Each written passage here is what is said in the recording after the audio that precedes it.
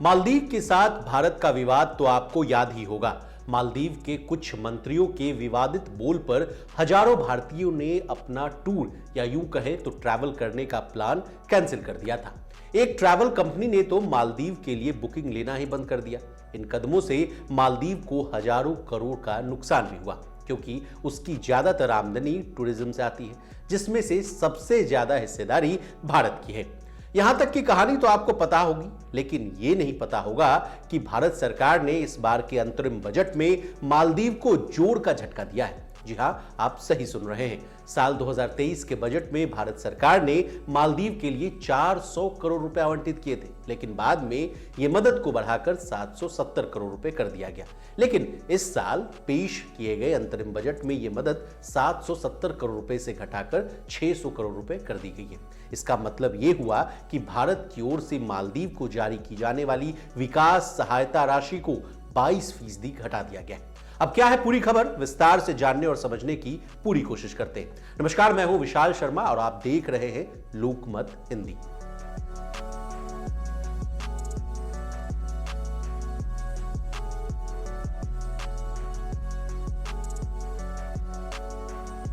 असल में भारत सरकार अपने पड़ोसी देशों के साथ विकास परियोजनाओं पर काम करता है। इन परियोजनाओं में अपनी तरफ से अनुदान भी देता है ताकि कूटनीतिक संबंध बना रहे। लेकिन इंडिया आउट का नारा देकर सत्ता में काबिज होने वाले मालदीव के मौजूदा राष्ट्रपति मोहम्मद मुइज्जू के सत्ता में आते ही मालदीव के भारत से रिश्ते बिगड़ने लगे।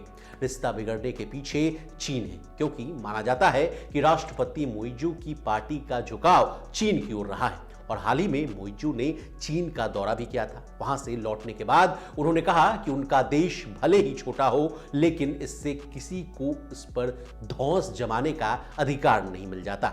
उनका इशारा साफ तौर पर भारत की ओर था। अब भारत और मालदीव के बीच और किन किन मुद्दों पर रार और तकरार है, यह भी एक एक करके जान लीजिए। मालदीव में भारतीय सेना की मौजूदगी को लेकर दोनों देशों के बीच पहले ही विवाद चल रहा है। मुइज्जू ने सत्ता संभालते ही अपना पहला आदेश भारतीय सैनिकों की वापसी का दिया था।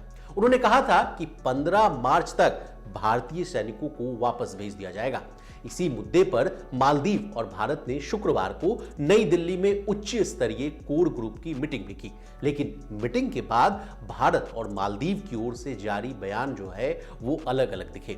बता दें, मालदीव समय समय पर भारतीय तट रक्षकों पर भी आरोप लगाता रहता है और भारत को अंतर्राष्ट्रीय समुद्री कानूनों और नियमों का पाठ पढ़ाता रहता है। लेकिन भारत सरकार इन मामलों को संवेदनशीलता से हैंडल करती है, क्योंकि भारत को भी पता है कि वो मालदीव को पूरी तरह से अलग नहीं रख सकता। बता दें, अमेरिका और ऑस्ट्रेलिया ने साल 2023 में मालदीव में अपना दूतावास खोला है। तुर्की भी मालदीव में अपना खेल बढ़ा रहा है। ऐसे में भारत को पता है कि ये मालदीव को पूरी तरह अलग करने का सही समय नहीं है। लेकिन चीन का प्रभाव भारत के लिए एक रणनीतिक चिंता का विषय है। विदेश मामलों के जानकार कहते हैं कि अगर चीन मालदीव में पूरी तरह घुसपैठ करता है तो यह भारत के मिनिकॉय द्वीप से ज्यादा दूर नहीं है। यही कारण है कि भारत की राजनीतिक चिंताएं बढ़ रही हैं। भारत भी मालदीव को भले ही कम बजट आवंटन करे, लेकिन इन कदमों से तो यही दिखता है कि भारत नई सरकार से संबंध बनाए रखने का इच्छुक है। खैर, मालदीव और भारत के रिश्ते किस ओर करवट लेते हैं ये तो वक्त ही बताएगा, लेकिन देश और दुनिया की तमाम ताजा तरीन खबरों के लिए बने रहिए हमारे साथ और देखते रहिए लोकमत हिंदी।